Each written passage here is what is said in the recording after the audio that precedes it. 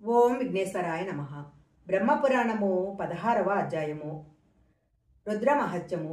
ఈశ్వరుని మహిమ గురించి వివరిస్తూ సూతుడు, ఓ మునులారా, ఈశ్వరుని మహిమ అంతా ఇంత అని చెప్పలేము. ఆయన గురించి చెబుతాను వినండి అని ఈ విధంగా వివరించాడు. దక్ష ప్రజాపతి కుమార్తె అయిన సతీదేవిని పరమేశ్వరుడు వివాహమాడాడు. అయితే దక్షునికున్న మిగతా అల్లుళ్లలాగా ఈశ్వరుడు సంపన్నుడు కాదని చిన్న చూపుతో చూస్తుంటాడు. ఒకసారి దక్షుడు ఒక యజ్ఞాన్ని సంకల్పిస్తాడు. బ్రహ్మాంది దేవతలను, బ్రహ్మేంద్రాది దేవతలను, శ్రీ మహావిష్ణువును, మహర్షి బృందాన్ని యజ్ఞానికి ఆహ్వానించాడు.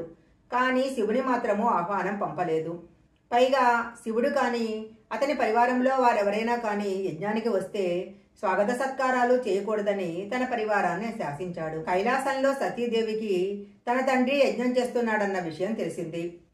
యాగాన్ని చూడాలనే కోరికతో సతీదేవి దక్షయజ్ఞానికి వెళ్లటానికి శంకరుణ్ణి అనుమతి కోరింది. ఆహ్వానం లేని చోట అడుగు పెడితే అవమానం జరుగుతుందని శివుడు ఎంత చెప్పినా కూడా ఆమె వినదు. పుట్టింటిపై మమకారంతో యజ్ఞానికి వెళ్లటానికి మొగ్గు చూపుతుంది.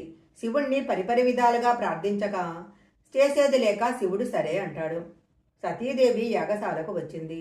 ప్రవేశద్వారం వద్ద నిలబడి ఉన్న సతీదేవిని ఎవరూ లోపలికి ఆహ్వానించలేదు, ఆదరంగా పలకరించలేదు. దక్షుని ఆజ్ఞకు బద్దులై అందరూ మౌనం వహించారు.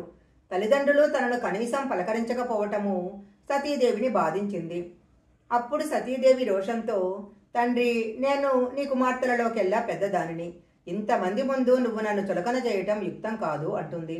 దక్షుడు చాలా కోపంతో, నా పుత్రికలందరూ గుణవంతులు, నా అల్లుళ్ళు కొందరు తపోనిష్ఠులు, మరికొందరు మహేశ్వర సంపన్నులు, నాతో వీరందరూ గౌరవభావంతో ఉంటారు.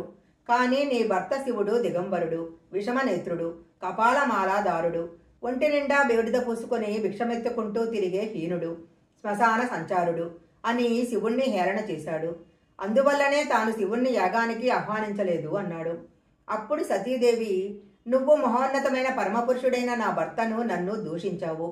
కాబట్టి నీ వల్ల జన్మించిన ఈ దేహాన్ని ఇప్పుడే విడుస్తున్నాను అని తన తండ్రితో అంటూ మనసులో, నేనెప్పుడూ సతీధర్మాన్ని ఆశ్రయించి ఉంటే మళ్లీ నాకు శంకరుడే పతి అవ్వాలి అని ధ్యానిస్తూ తన శరీరాన్ని అక్కడున్న యోగాగ్నిలో భస్మం చేస్తుంది. సతీదేవి భర్త అయిన శంకరుడు ఈ వృత్తాంతం తెలుసుకొని, ఈ మునులందరూ వైవస్త మనమంతరములో మానవులై అయోనిజులుగా పుడతారు.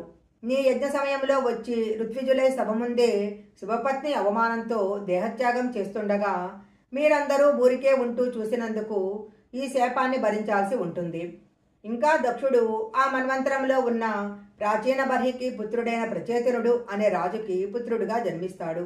అప్పుడు అతను చేసే యజ్ఞాలను నేను ధ్వంసం చేస్తాను.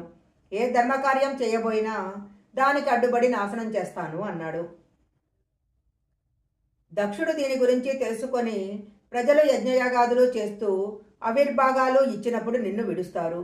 ఒకవేళ నీకు ఆహుతి ఇయ్యక తప్పనిసరి అయితే ఇచ్చిన వెంటనే చేతులు అపవిత్రులైనట్లు భావించి నీళ్లతో కడుక్కుంటారు అని శపిస్తాడు.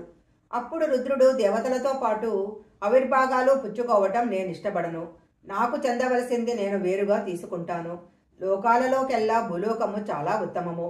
నేను భూలోకంలో ఉంటే దానికి స్థిరత్వం కలుగుతుంది. నేను అక్కడే ఉంటాను, కానీ నీకు భయపడి మాత్రం కాదు అంటాడు.